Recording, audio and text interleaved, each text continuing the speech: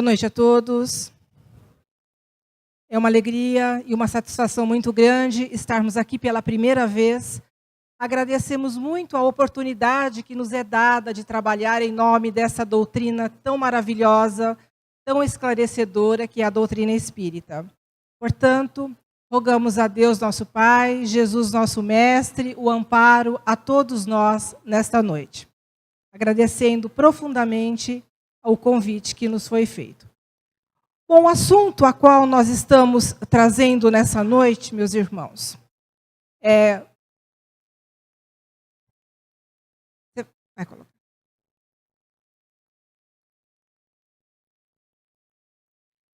O assunto que nós estamos trazendo nessa noite, às vezes assusta um pouquinho, porque hoje nós vamos falar sobre suicídio. Suicídio não é um tema muito fácil de ser falado, abordado, porque é um tabu. As pessoas, quando perdem alguém nessas condições, através do suicídio, a pessoa não gosta muito de falar que foi através do suicídio, por conta de preconceito, por conta de vergonha, e é muito difícil para quem perde alguém através do suicídio, porque isso daí é uma dor muito grande, é uma dor muito profunda, em saber que aquela pessoa poderia estar conosco e, de repente, ela desiste da vida. E a questão de palestras também, não é muito comum e usual o palestrante vir à Casa Espírita abordar esse tema. Porque falar de suicídio é tocar em feridas. Porque é difícil nós encontrarmos alguém próximos de nós que não tenha desencarnado nessas condições, né? Pessoas que tenham, de fato, desistido de viver. Então, é um tema polêmico. Nós, lá em Araraquara, temos um curso que nós damos, curso de palestrantes espíritas. E nós dizemos no curso, porque nós não formamos oradores, né? Porque o orador ele tem a facilidade para falar. Mas nós damos o curso no sentido de preparar as pessoas que possam falar com responsabilidade. E no curso nós sempre dizemos que esse tema, suicídio, é um tema bastante polêmico. E a pessoa só pode falar quando ela, de fato, está preparada para isso. Outro tema também muito polêmico é a questão do aborto. É muito difícil falar de aborto. Então, são temas difíceis de ser abordados, mas necessário. Porque nós vamos ver hoje, através de números, são estarrecedores. Estarrecedores. Então, muitos palestrantes acabam fugindo do tema, não falando do tema, mas é necessário que o façamos. A questão também da divulgação, a mídia, ou mesmo a imprensa, até um tempo atrás não se falava de suicídio. A partir de 2015, o CVV, o Centro de Valorização da Vida, passou a fazer uma campanha fantástica, Setembro Amarelo. Que é o setembro onde se fala da preservação da vida. Então, o CVV faz um trabalho belíssimo, porque imaginem vocês, meus irmãos, que eles recebem 8.000 ligações por dia. Ligações de pessoas que estão enfrentando problemas e querem, de alguma forma, dividir aquilo que estão sentindo. Então, o CVV faz esse trabalho, o trabalho de ouvir a pessoas preparadas do outro lado da linha para ouvir, para dar aconselhamento. Então, a pessoa liga lá no 188, há alguém preparado para poder ouvir. Então, o CVV faz esse trabalho. E vejam vocês, o Brasil é o 8º país do mundo em suicídio. De acordo com a ONU, são 195 países. Imagina o Brasil sendo o 8º. E o número só não está lá no ranking dos primeiros lugares por conta do trabalho do CVV. Por conta de ouvir as pessoas que querem dividir. Porque quando nós temos problemas, quem de nós não gostaria de ter a oportunidade de dividir aquilo que está sentindo? Porque ao dividir os nossos problemas, a impressão que dá é que a nossa dor diminui. O nosso fardo fica mais leve. Então, é o trabalho que o CVV faz. A Organização Mundial da Saúde diz que a cada 40 segundos uma pessoa se suicida. Vocês podem imaginar que agora, nesse exato momento, pessoas estão se suicidando? A semana passada, nós estivemos numa cidade, semana retrasada, numa cidade aqui perto de Botucatu, e quando eu fiquei a semana toda pensando o tema que eu iria levar para falar. Semana toda. Mas o tema suicídio não saía da minha mente. Aí eu peguei e resolvi levar o tema suicídio. Não falei para ninguém que eu ia falar sobre suicídio. Como vocês veem, eu coloquei o slide e saiu, né, suicídio. Aí as pessoas que estavam presentes, faltavam uns minutinhos para começar, vieram falar comigo. Uma delas me disse que naquele dia, naquela manhã, uma pessoa havia se suicidado. E que teve mês na cidade de ter 6 suicídios. Falei o tema, tudo certinho. Terminei de falar, veio uma moça chorando, dizendo que o filho dela, de 17 anos, havia encontrado, há 7 meses atrás, o avô que havia se enforcado. E ele estava em depressão. E eu falei, olha, ele precisa de tratamento, ele precisa de alguém que possa ajudá-lo nesse sentido. Tudo bem, terminou, fui para casa. No dia seguinte, o presidente do centro me passou uma mensagem e disse: Sandra, o tema da sua palestra hoje é conversa para todo lugar que eu vou. Porque ontem à noite, enquanto você estava falando, outra pessoa se suicidou. E agora de manhã, outra pessoa se suicidou. Então, em 2 dias, 3 pessoas se suicidaram na cidade. Não é alarmante isso? Alarmante. Então, como diz a Organização Mundial da Saúde, a cada 40 segundos, uma pessoa acaba se suicidando. Então, nós precisamos falar, precisamos abordar, de fato, este assunto. Em 1980, até o ano passado, houve um aumento de 60% de suicídios. 60%. E o ano passado, 12% de jovens se suicidando. Na faixa de 20 anos, 20 e poucos anos. Mas também não são só jovens. Crianças estão se suicidando. Crianças de 8, 9, 10 anos. E o que pode levar uma criança ao suicídio? Crianças têm problemas como todos nós. Só que imagine para a idade delas estarem sofrendo perseguição, bullying, abuso sexual. E muitos não falam, carregam isso sozinhas. Como foi o caso de uma jovem, há uns meses atrás, que se suicidou depois da formatura dela, deixou uma carta para a mãe, dizendo que a mãe buscasse a psicóloga dela para saber o motivo do suicídio. E a mãe, então, foi até a psicóloga. Acontece que ela, aos 12 anos, havia sido abusada sexualmente na escola. Foi abusada, mas não contou para ninguém. Não contou para ninguém, mas mudou seu comportamento, a sua forma de se vestir. Isso aí chamou a atenção dos pais, mas não o suficiente para investigar e saber o motivo daquilo. Foi passando os anos. E a moça carregando aquilo consigo, até que quando chegou lá para os seus 18, 19 anos, a mãe mandou para uma psicóloga. Mas já foi tarde demais. Depois que ela se formou, ela acabou tirando a própria vida. E aí a mãe foi perguntar para a psicóloga, e a psicóloga contou que havia sido abusada aos 12 anos. Então, os jovens, às vezes, estão passando por situações que nós não percebemos. Todos nós ficamos no nosso mundinho. Todos nós temos problemas. E aí não conseguimos enxergar que aqueles que estão próximos de nós também estão tendo problema. E se nós tivéssemos a paciência para ouvir esses nossos irmãos, talvez o número de suicídios no Brasil poderia ser menor. Ouvir, ter a paciência de ouvir para poder auxiliar. Às vezes não estamos em condições para ajudar. Mas ao ouvir, ao saber o que está acontecendo, de repente a pessoa está com uma depressão, está com uma melancolia profunda, aí nós aconselhamos a pessoa que busque um profissional que possa, de fato, ajudar.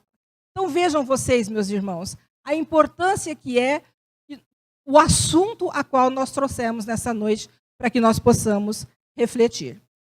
Jesus disse: eu sou o caminho, a verdade e a vida, e ninguém vai ao Pai senão por mim.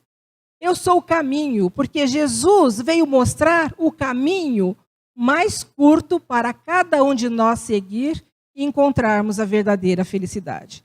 Então, ele de fato é o caminho. Ele é a verdade, porque ele traz a verdade do Pai. A única verdade que nós temos, porque a verdade é imutável, a única verdade é a verdade de Deus, né, e que Jesus nos trouxe. Então, a verdade, ele é a verdade. E ele também é a vida, porque todo aquele que tem Jesus no coração não vai pensar em suicídio. Portanto, nós precisamos conhecer Jesus. A professora Terezinha de Oliveira dizia: para entender Jesus, nós precisamos conhecer Kardec. E, de fato, é uma verdade.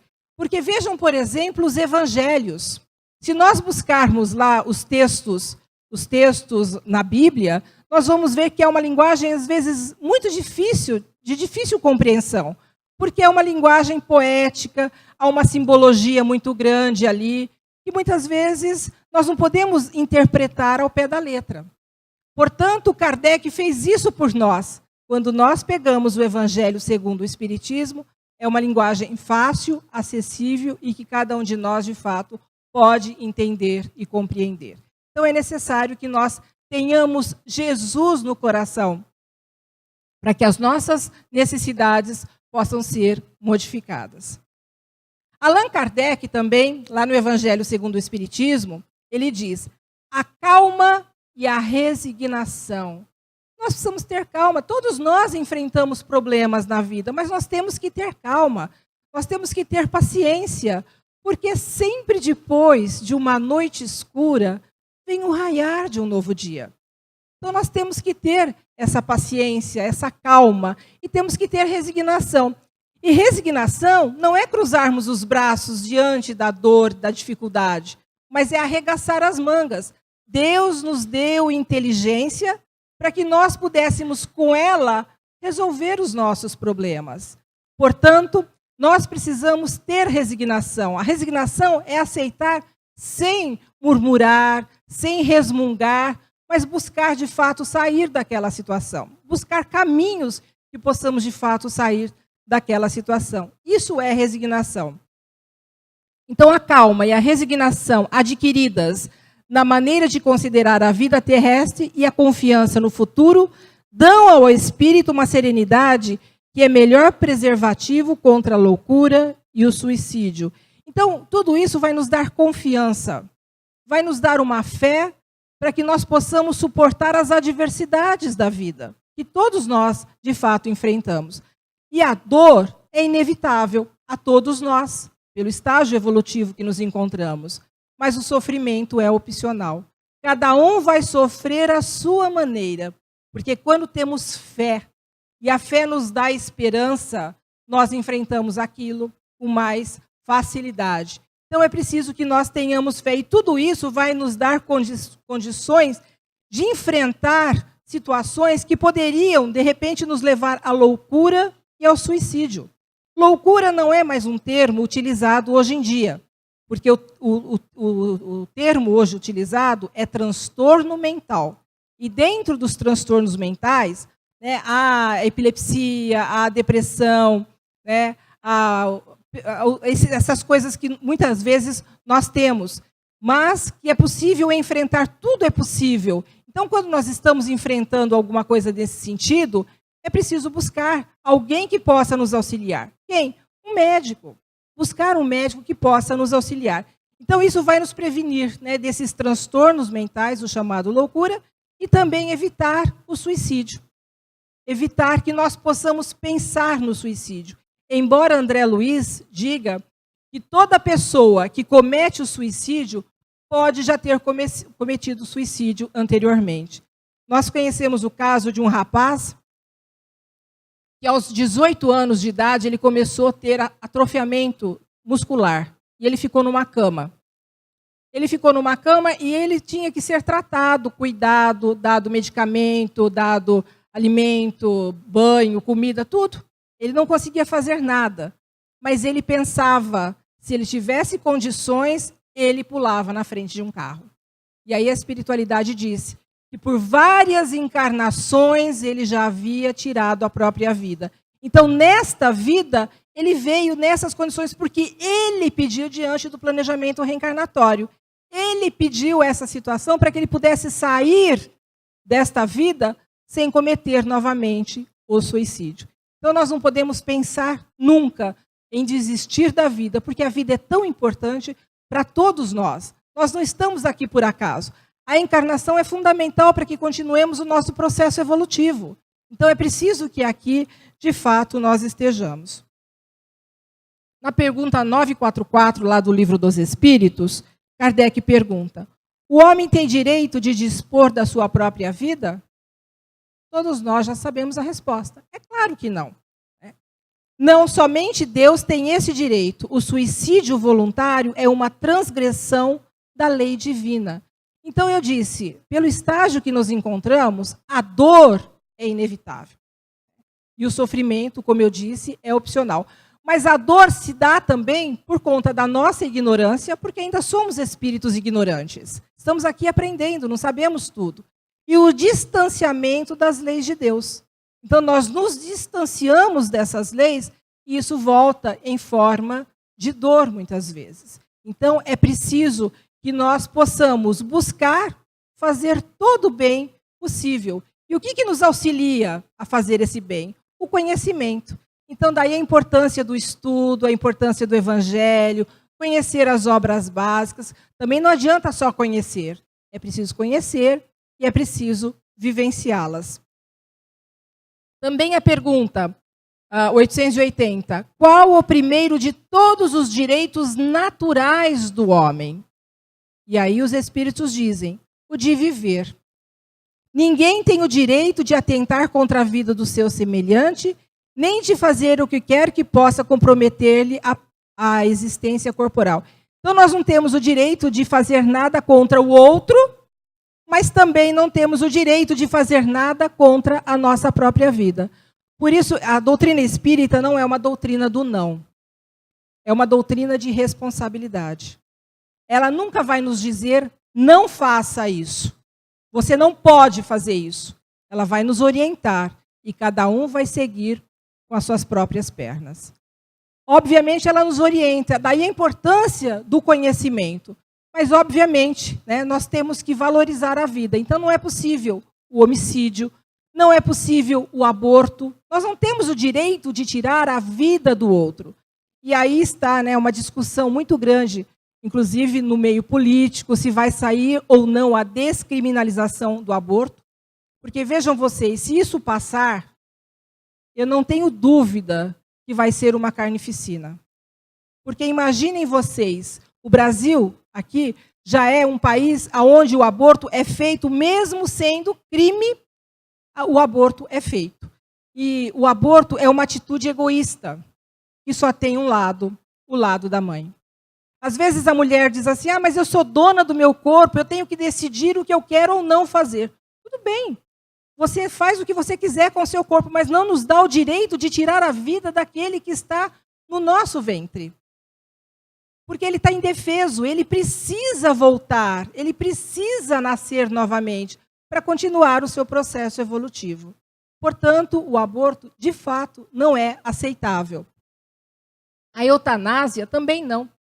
Porque o espírito precisa ficar até o finzinho, até o desligamento total do perispírito da matéria. Porque é o momento que ele tem de reflexão. É o momento que ele tem, muitas vezes, de dizer coisas que até então ele não tinha dito. Então, não é possível. E essa questão também da eutanásia, às vezes nós achamos, olha, é uma caridade que estamos fazendo.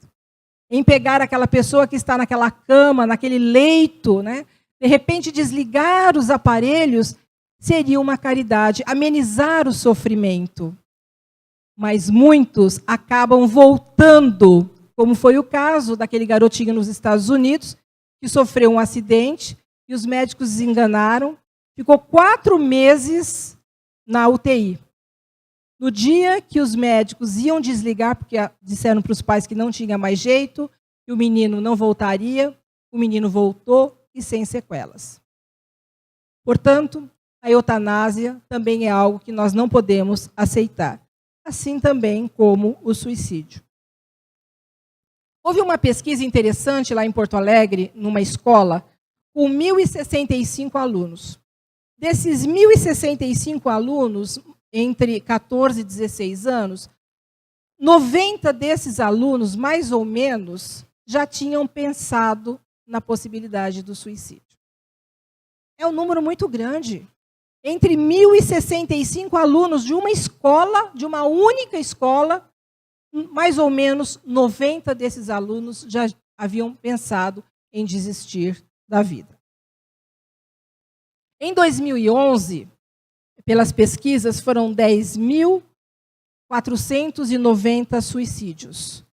Em 2015, 11.736 suicídios. É uma média de 35 mortes por dia através do suicídio.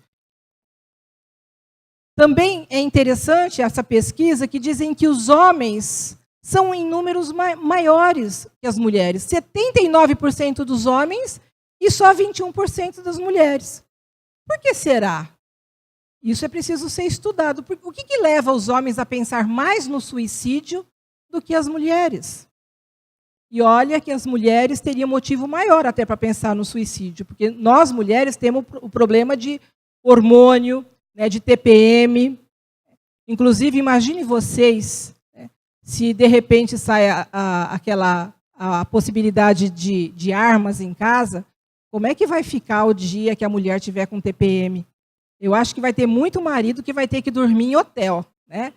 Porque é de fato arriscado, mulher quando está com TPM, né? Então, mas é preciso de fato estudar aí por que os homens são em número maiores que pensam em suicídio. Alguns modismos também que levam ao suicídio. Quem não lembra, um tempo atrás, da baleia azul? Onde os jovens, diante daqueles joguinhos lá, online, tinham que cumprir metas. E diante daquelas metas, muitos foram levados a cometer o suicídio. Também outros modismos, como nós vemos o desafio do aerosol, que nós já vimos que, através do aerosol, jovens já acabaram desencarnando, e através também, por incrível que pareça, gás de cozinha. Diz que alguns jovens gostam de inalar o gás de cozinha. Agora, na nossa cidade já houve casos de jovens que foram a óbito, porque estavam sozinhos em casa, inalaram o gás, desmaiaram, não tinha ninguém para acudir, foi levado à morte. Não é um suicídio direto, é um suicídio indireto.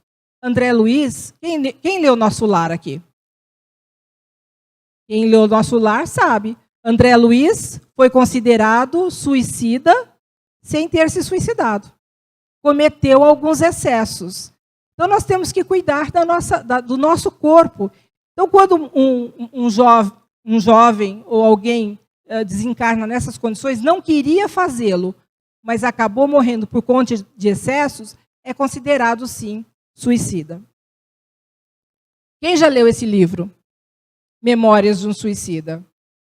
É um livro pesado, né? Mas vejam só, Camilo Castelo Branco, ele é um romancista e poeta português, que desencarnou através do suicídio. E quando ele chegou do lado de lá, porque esse daí é um grande engano, erro, a ignorância de muitos de nós, de não saber que a vida continua. Às vezes, querendo fugir dos problemas aqui, não imaginam que vão encontrar um problema muito maior ao chegar do outro lado. E Camilo Castelo Branco acabou dando um tiro na própria cabeça, e ao chegar do lado de lá, que ele viu o erro que ele havia cometido, ele resolve escrever um livro para poder orientar as pessoas, tirar da cabeça das pessoas a ideia do suicídio. Então, hoje, na verdade, nós não estamos aqui para falar o que acontece com quem parte. A nossa proposta hoje, nesta noite, é de fazer mais um trabalho preventivo, que é o mais importante. Que nós saibamos, né, como nós podemos auxiliar aquelas pessoas que estão próximas de nós. De que forma eu posso ajudar as pessoas que estão com problemas. Né? Como eu disse, muitos de nós têm problema, gostaria de dividir aquilo que estão sentindo. Assim outros também. Mas diante do nosso egoísmo, porque nós somos egoístas, todos nós somos egoístas. Né? Uns mais, outros menos. Lá a doutrina nos diz, né, que os dois grandes males da humanidade que atravancam o nosso progresso é justamente o egoísmo e o orgulho. Então todos nós carregamos isso conosco ainda. Mas diante do nosso egoísmo, quando alguém nos procura muitas vezes para desabafar, dizer aquilo que estão sentindo, o que nós falamos? Olha, eu tenho os meus problemas, você tem o seu, resolva os seus, eu resolvo os meus.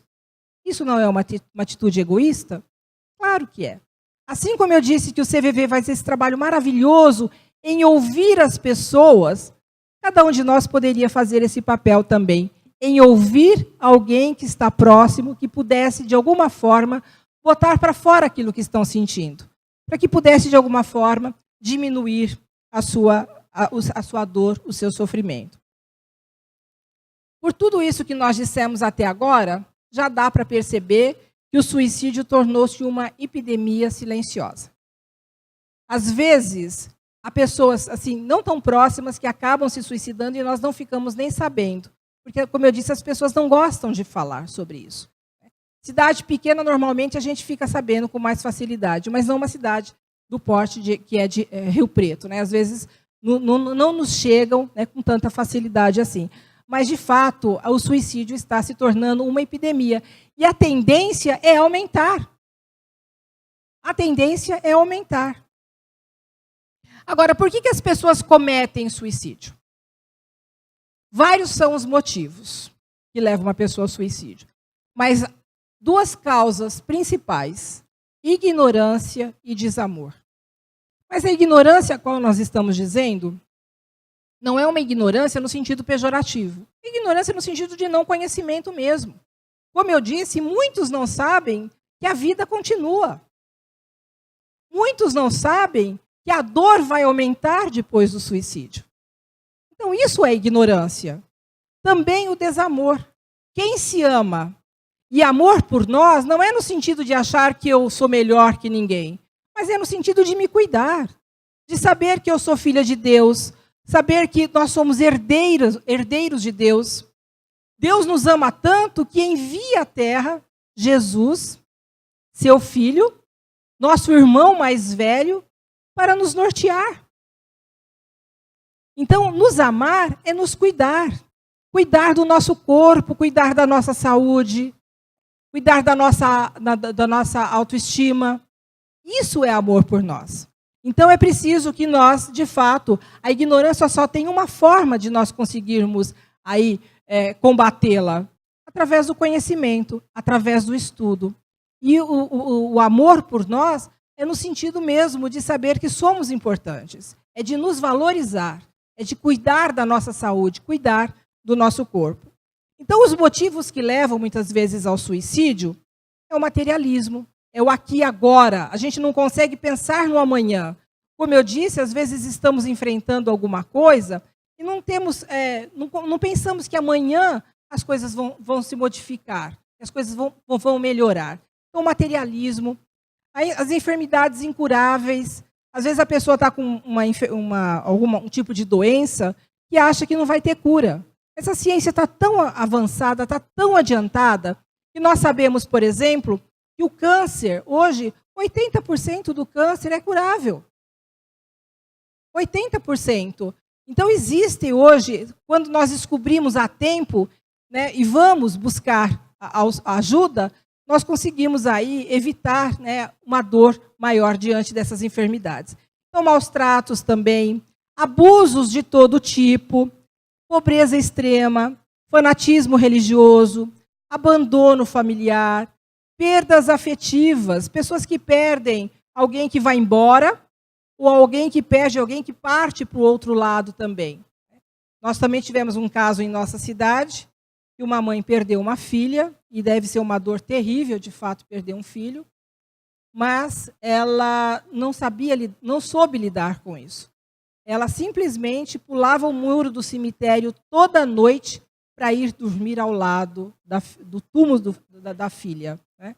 Eu imagino, eu não sei nem o que aconteceu com essa pessoa, mas é preciso, de fato, quando está nessas condições, ser ajudada, ser auxiliada, buscar ali orientação, um médico, um psiquiatra, um psicólogo, para poder nos ajudar a sair dessa situação. Drogas também pode levar ao suicídio, bullying, aceitação sexual. A pessoa não se aceita, não aceita a sua sexualidade e muitas vezes pode aí de fato buscar o suicídio. Os transtornos mentais, como eu disse, a pessoa está com uma melancolia profunda que pode gerar uma depressão e pode de fato levar ao suicídio. E isso pode abrir brechas, inclusive, para os obsessores. Se nós não cuidarmos daquilo que pensamos, daquilo que fazemos, porque somos nós quem elegemos as nossas companhias. Eu digo sempre, todos nós temos obsessores, mas nem todos estão obsediados.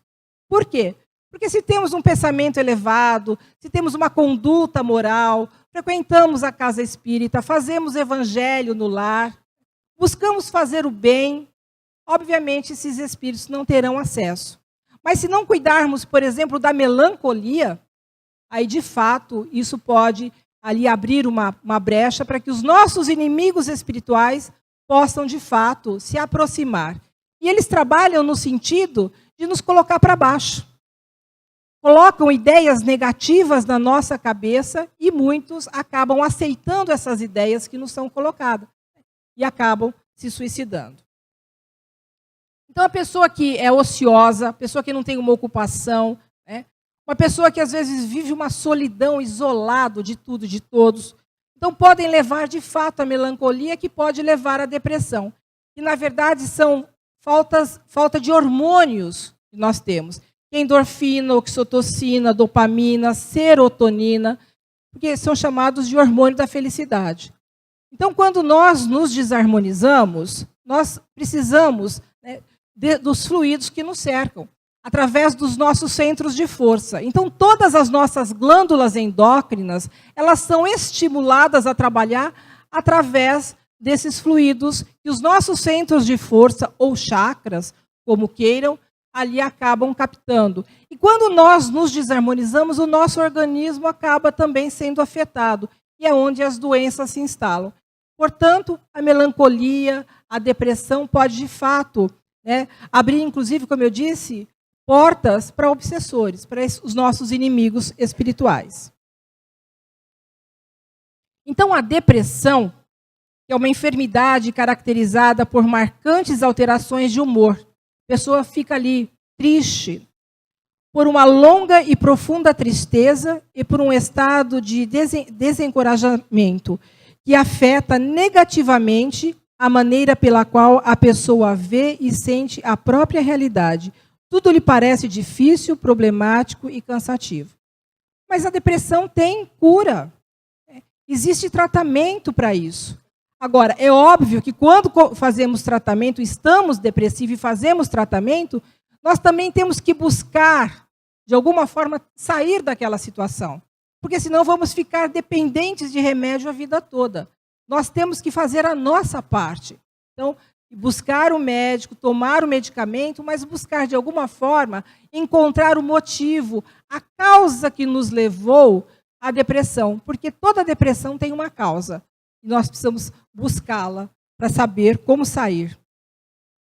Pode ser, então, uma depressão leve, quando consegue realizar trabalhos. A pessoa está depressiva, mas ainda consegue fazer alguma coisa.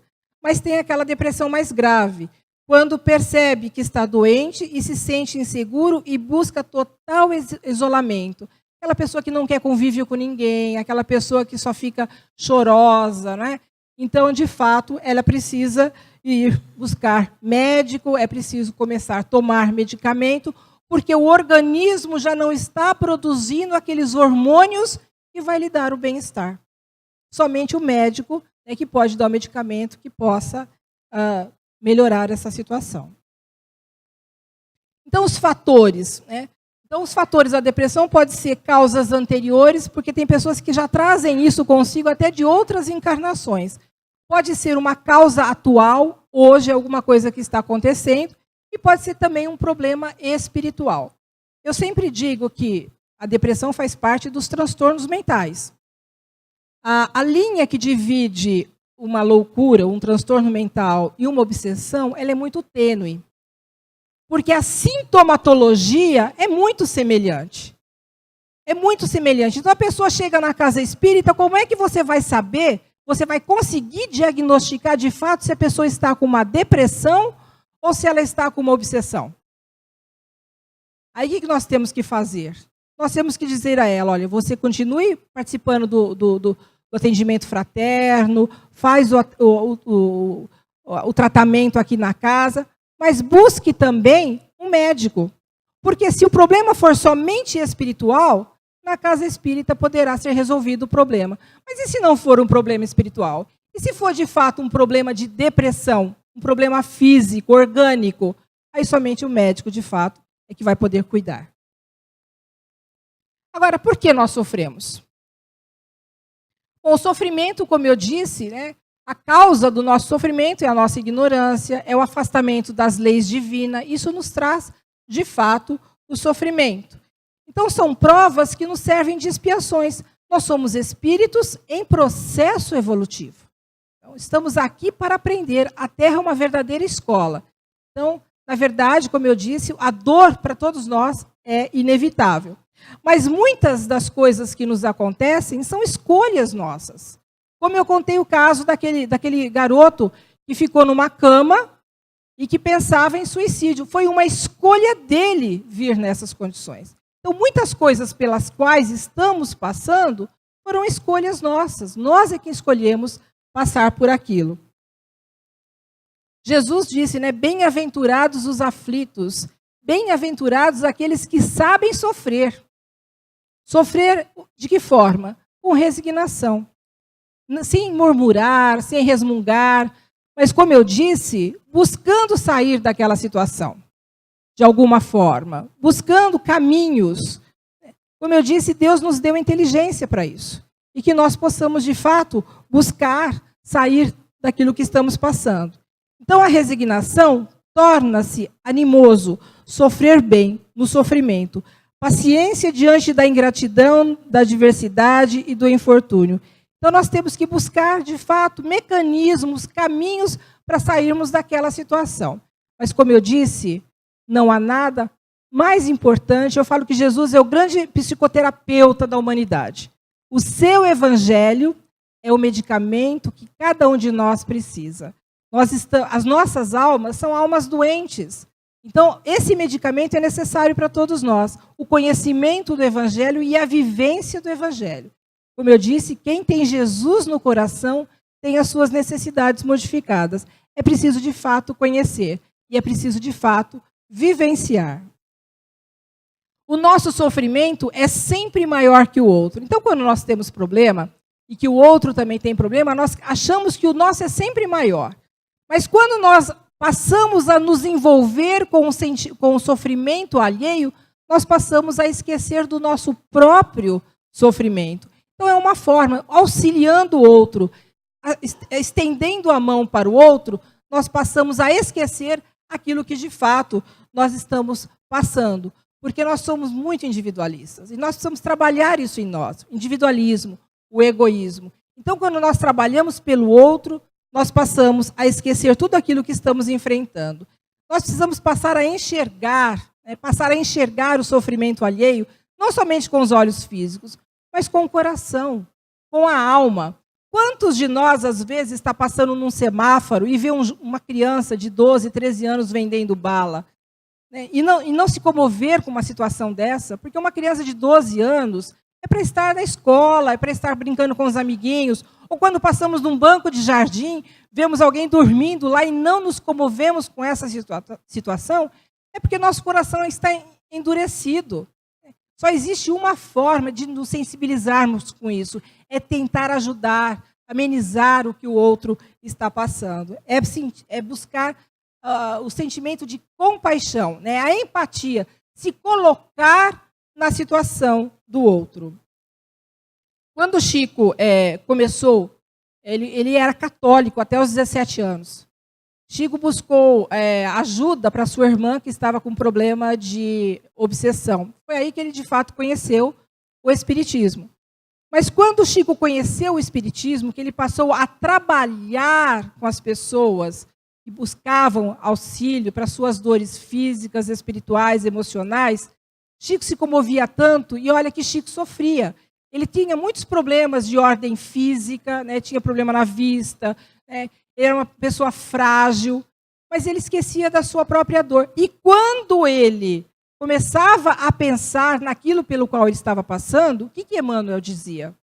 Emmanuel dizia, vai lá para a periferia.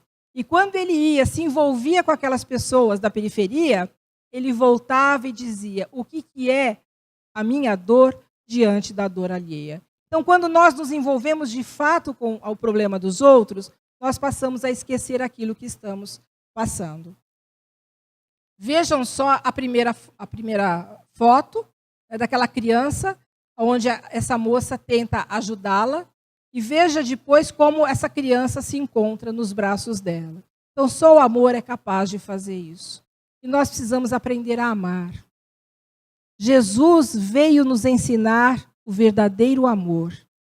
O amor verdadeiro é quando nós, de fato, fazemos pelo próximo esquecendo de nós mesmos.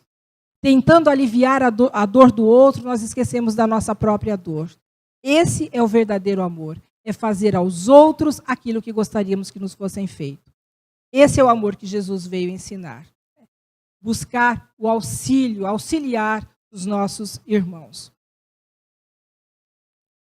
De onde vem o desgosto pela vida que se apodera de certos indivíduos sem motivos que justifiquem?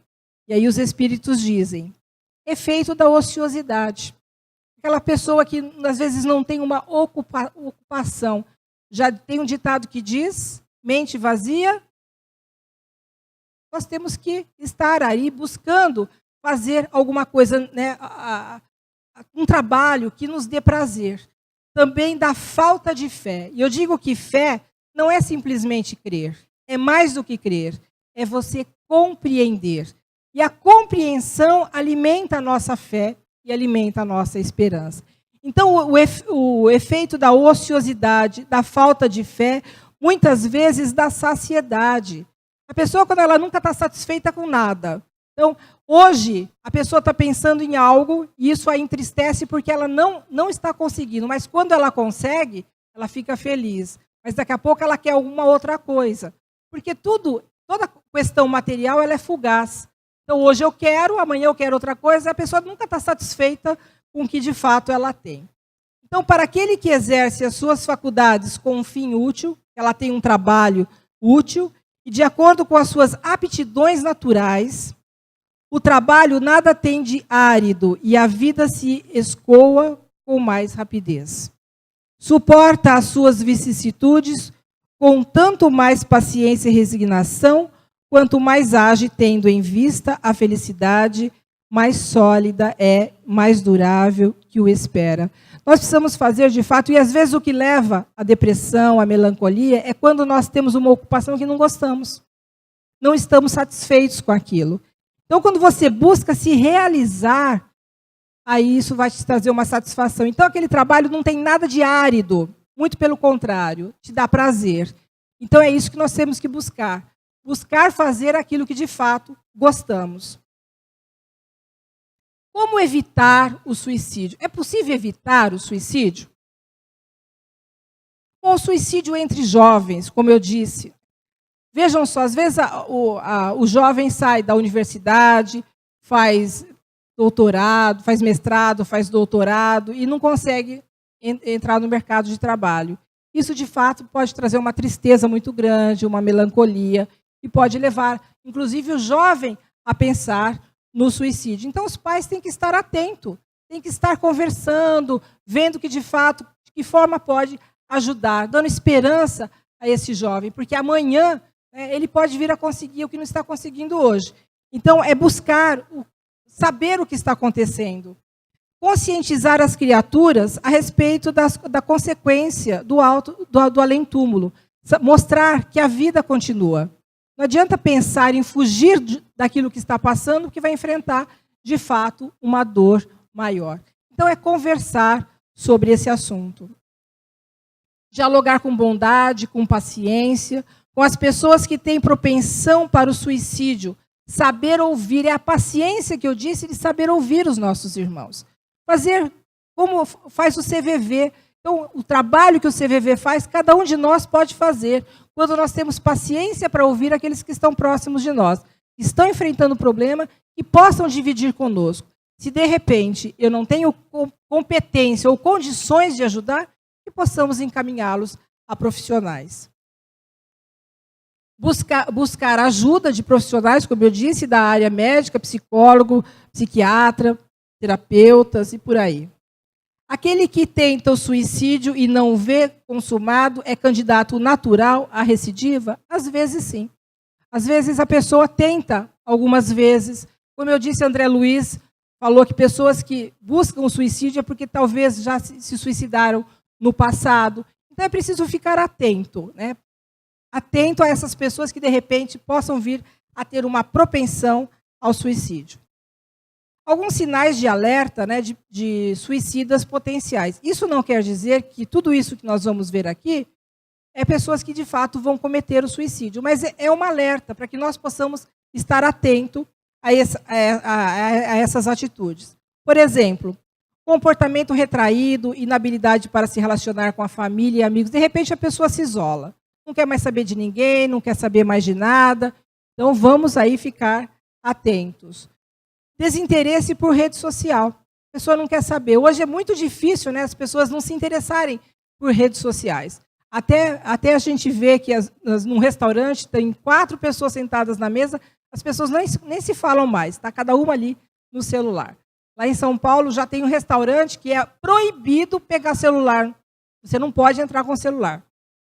Ou você deixa na bolsa, ou você deixa ali que tem um lugarzinho para guardar. Que é bastante interessante. Mas quando uma pessoa não tem mais interesse por rede social, aí você tem que ficar atento. Oi? Ah.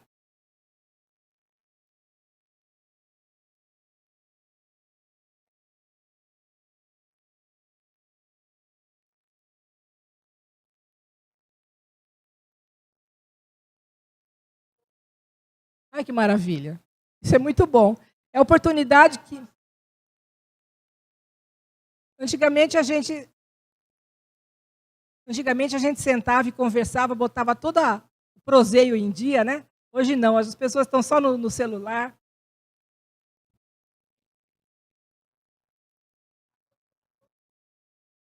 Com celular, é verdade. Então, se a pessoa não se interessa mais por rede social, é preciso ver o que de fato está acontecendo. Alcoolismo, drogas também pode levar ao suicídio. Mudança de personalidade, irritabilidade, a pessoa fica apática. Sentimento de culpa, vergonha. Abuso de todo tipo. Perdas recentes.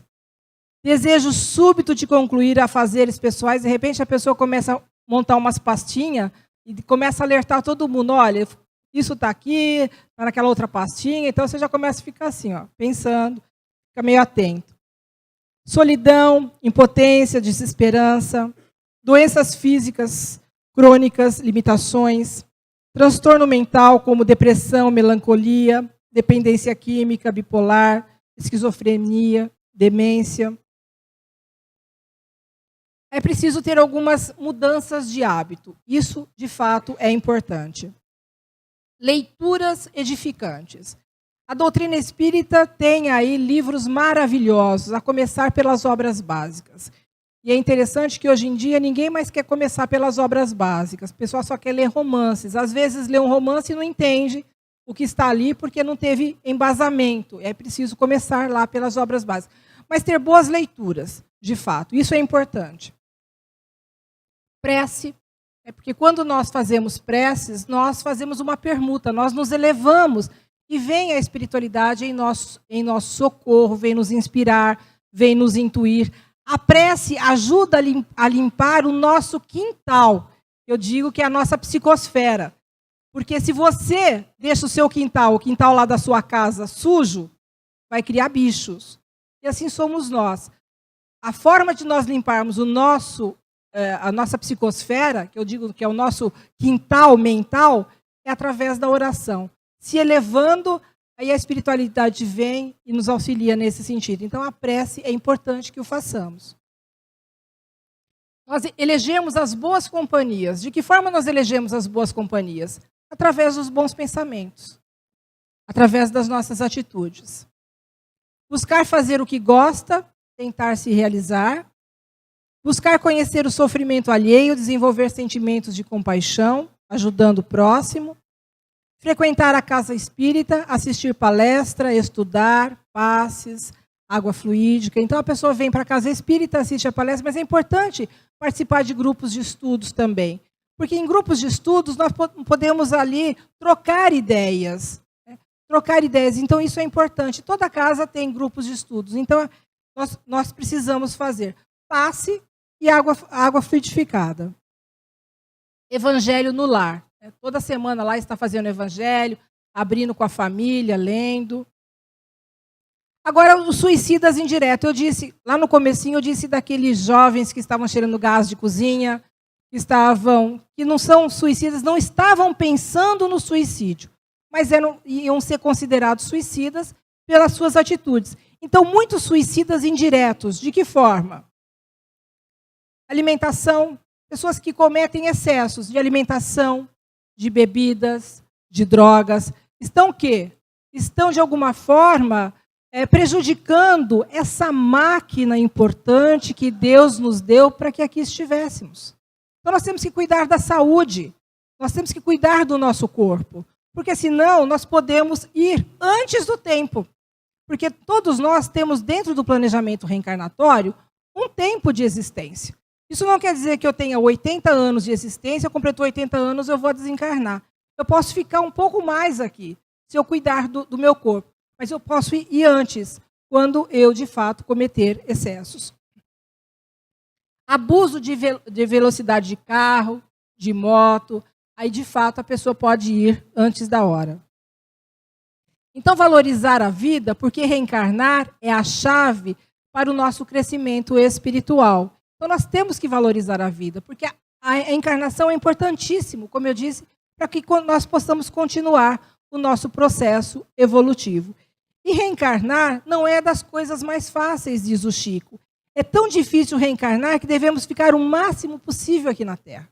Como eu disse, nós não temos um dia para retornarmos à espiritualidade, à pátria espiritual. Mas nós podemos ficar um pouquinho mais, quando de fato nós cuidamos do nosso corpo. Joana nos diz diante da dor, que eu disse que todos nós enfrentamos problemas difíceis na vida. E ela diz assim: espera pelo amanhã, quando teu dia se te apresenta sombrio e apavorante, se te parecem insuportáveis as dores, lembra-te de Jesus, ora, aguarda e confia. Vamos ter fé, vamos acreditar que amanhã vai ser um novo dia. A vida é o maior bem que Deus nos deu, e a beleza dela, ou seja, a beleza da vida, é que sempre podemos mudar a nossa história. Então, se as coisas não estão boas hoje, amanhã pode estar. Mas isso só depende de nós, não depende de mais ninguém. Então, vamos ter fé, vamos alimentar a nossa fé, a nossa esperança, vamos acreditar. Não estamos sozinhos, nós estamos aí acompanhados pelos nossos espíritos amigos e que poderão nos inspirar sempre e nos fortalecer diante das adversidades, diante dos problemas que cada um de nós pode enfrentar. E não podemos esquecer que sempre depois de uma noite escura vem o raiar de um novo dia. Boa noite a todos, agradeço a todos e agradeço a Deus nosso Pai, Jesus nosso Mestre, pela oportunidade de termos podido estar aqui nessa noite. Boa noite a todos.